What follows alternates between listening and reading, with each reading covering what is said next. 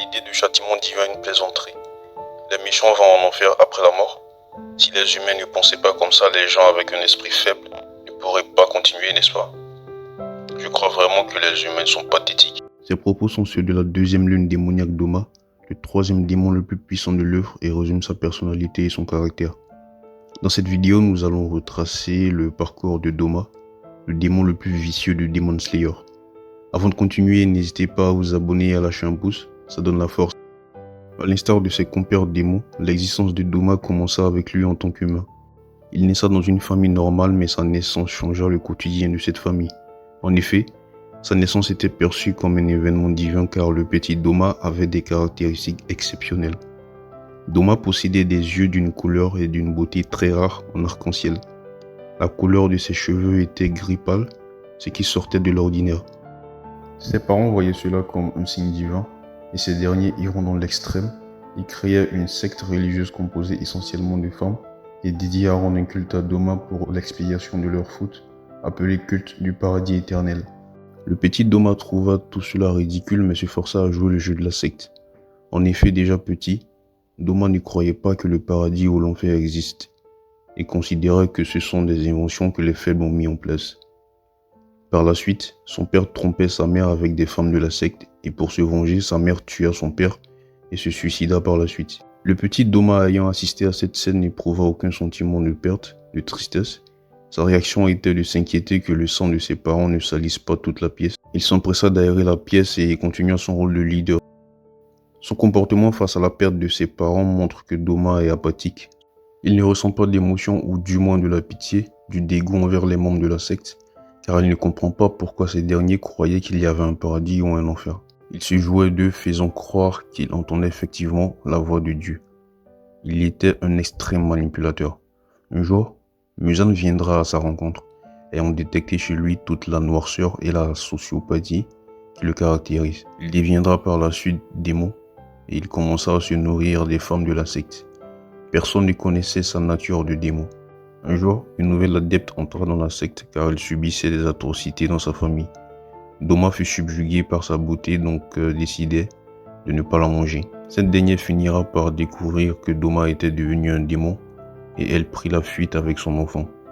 Doma la poursuivit et arrivé au bord d'une falaise, elle jeta son enfant dans l'eau espérant qu'il survive et elle fut tuée par Doma. L'enfant survécut et il s'agit d'Inosuke. Il continua par la suite son rôle dans la secte à donner des conseils pour des problèmes aux membres et aussi son rôle de démon pour Muzan. Au départ, il était 6e lune et monta au fur et à mesure pour devenir 2e lune supérieure derrière Kokushibo. Alors je vous invite à voir ma vidéo que j'ai faite sur l'histoire de Kokushibo. Cette montée s'est faite au fil de prouesse car il élimina le pilier de la fleur.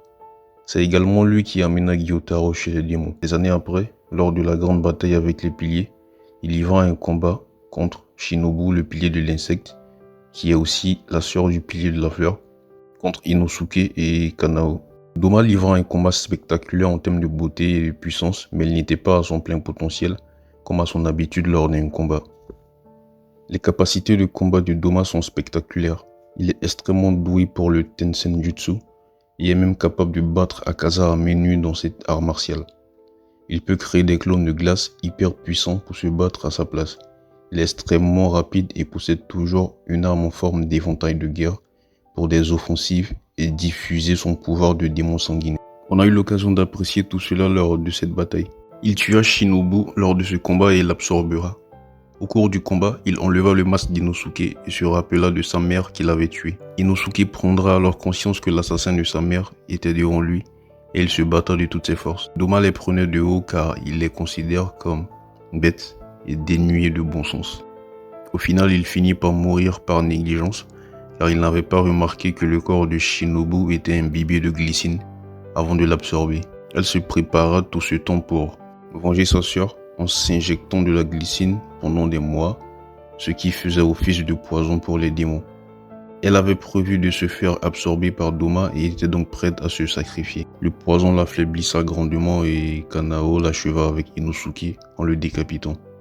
Lorsqu'il se rendait compte qu'il allait mourir, il ressentit de l'amour pour la première fois envers Shinobu dans une discussion à la porte de la mort. Il admit ensuite que l'enfer et le paradis existent et invita Shinobu à le suivre en enfer. Finalement, Doma par son apparence extérieure angélique, beau, et à l'intérieur un être démoniaque d'une extrême cruauté.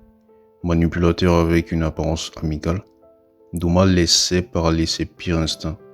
Il les assouvissait à tout prix, car il avait pour croyance que les gentils ne finiraient pas au paradis et les méchants en enfer jusqu'à sa mort, où il admit le contraire et réalisa que sa prochaine destination était l'enfer. C'est la fin de la vidéo, n'oubliez pas de vous abonner et de liker, on se dit à très bientôt.